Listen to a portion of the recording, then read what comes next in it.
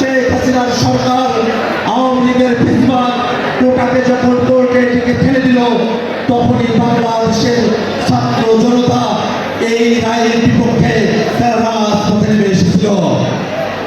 বাংলাদেশের নির্বাহী প্রশ্নগুলোকে যেটা আইনগত প্রশ্নের বাইরে এবং বাংলাদেশের পলিটিক্যাল প্রশ্নগুলোকে যখনই কোর্টের দিকে ঠেলে দেওয়া হয়েছে, এই বাংলাদেশে পলিটিক্যাল অঙ্গনে অস্থিরতা তৈরি হয়েছে।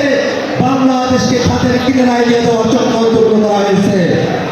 আজকেও যে প্রশ্নগুলো শুরু হয়ে গেছে, গণঅভ্যুত্থানের মধ্য দিয়ে বাংলাদেশের জনগণ তাদের রাজনৈতিক অভিপ্রায় প্রকাশ ঘটিয়েছে। অধিকন্তু গণভোটের মধ্য দিয়ে বাংলাদেশের অধিকাংশ জনগণ তাদের রাজনৈতিক অভিপ্রায় তারা জানান দিয়েছে।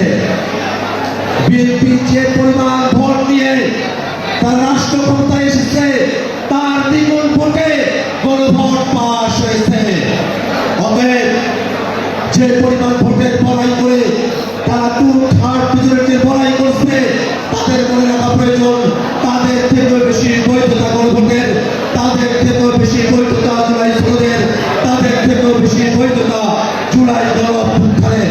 অতএব যে সিলসিলার মধ্য দিয়ে বাংলাদেশ রাষ্ট্রকে অতিক্রান্ত করছে, 24-এর গণঅভ্যুত্থানের জনগণের ম্যান্ডেট, ঐক্যবদ্ধ কমিশনে রাজনৈতিক দলগুলোর একত্রিত হওয়া, জুলাই সনদ গৃহীত হওয়া, জুলাই সনদের পক্ষে বাংলাদেশের রাজনৈতিক দলগুলোর একীভূত হয়ে যাওয়া, এক পক্ষে তাদের মতামত জানান দেওয়া, জুলাই সনদ বাস্তবায়নের আদেশ গৃহীত হওয়া, বাংলাদেশে জুলাই সনদের ভিত্তিতে, জুলাই সনদ বাস্তবায়নের আদেশের ভিত্তিতে নির্বাচন অনুষ্ঠিত হওয়া, গণভোটের মধ্য দিয়ে বাংলাদেশের জনগণের গণভোটের রায়ের পক্ষে তাদের মতামত ব্যক্ত করা, এই প্রত্যেকটা প্রশ্নকে যারা নতুন করে কোর্টে ঠেলে দেওয়ার ষড়যন্ত্র করছে, তারা বাংলাদেশকে নিয়ে ষড়যন্ত্র করছে, জুলাই অভ্যুত্থানকে নিয়ে ষড়যন্ত্র করছে, সংস্কার নিয়ে ষড়যন্ত্র করছে।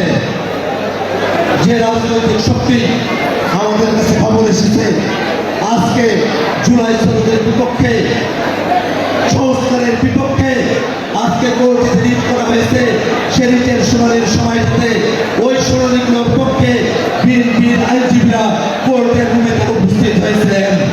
এতে স্পষ্টতই দেখা যায় বিএনপি একদিকে ডেপুটি স্পিকার খোঁজার জন্য বিরোধী দলকে বলবে, অন্যদিকে তাদের আইনজীবীদেরকে কোর্টে প্রেরণ করবে যাতে করে জুলাই সনদ গৃহীত না হয়, জুলাই সনদ দিয়ে পলিটিক্যাল কোশ্চেনকে জুডিশিয়াল ম্যাটারে রূপান্তরিত করা যায়, যাতে করে বাংলাদেশে জুডিশিয়াল স্টেট করার মতো ষড়যন্ত্র বাস্তবায়িত হয়। তার জন্য বিএনপি কাজ করবে। এমন ধরনের বিচারিতা বাংলাদেশের জনগণ কোনোভাবেই গ্রহণ করবে না।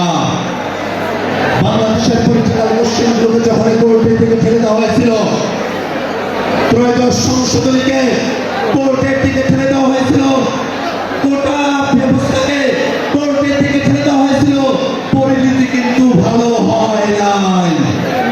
আমরা যারা বাংলাদেশের বিচারালয়ে আছেন তাদের প্রতি শ্রদ্ধা সম্মান রেখে বলতে চাই, অনেকে না বুঝে ষড়যন্ত্রমূলকভাবে পলিটিক্যাল কোশ্চেনগুলোকে হাইকোর্টে চ্যালেঞ্জ করতে পারে, কিন্তু হাইকোর্টকে তার বীরত্ব সোজা রাখতে হবে। হাইকোর্টকে স্পষ্ট করে বলতে হবে, হাইকোর্ট সুপ্রিম কোর্ট কোন পলিটিক্যাল কোশ্চেন ডিল করতে পারে না। হাইকোর্ট সুপ্রিম কোর্ট শুধুমাত্র আইনগত কোশ্চেন ডিল করবে। হাইকোর্ট সুপ্রিম কোর্ট কারো ষড়যন্ত্রের পথে পা দেবে না। হাইকোর্ট সুপ্রিম কোর্ট কোন সরকারি দলের দাবিদার হয়ে কাজ করবে না। অবশ্যই জনগণের রায়ের প্রতি সম্মান দেখিয়ে 24-এর অভ্যুত্থানে জনগণ যে অভিপ্রায় প্রকাশ করেছে, গণভোটের রায়ের মধ্য দিয়ে, হ্যাঁ জয়যুক্ত হওয়ার মধ্য দিয়ে জনগণ যে রায় প্রদান করেছে, তার বিপক্ষে বাংলাদেশের কোনো কোর্ট যেতে পারে না। যদি বাংলাদেশের পলিটিক্যাল কোশ্চেনগুলোকে কোর্টে নিয়ে আসার চেষ্টা করা হয়, ত্রয়োদশ সংশোধনের কথা মনে রাখুন, কোর্ট মনে রাখুন 24-এর অভ্যুত্থান সংগঠিত হয়েছে নির্বাহী আদেশে কোটা সুরাহাকে যখন কোর্টে নিয়ে আসা হলো, পলিটিক্যাল কোশ্চেনকে যখন কোর্টে নিয়ে আসা হলো, তাহলে ফলশ্রুতিতে বাংলাদেশে 24-এর অভ্যুত্থান সংগঠিত হয়েছিল।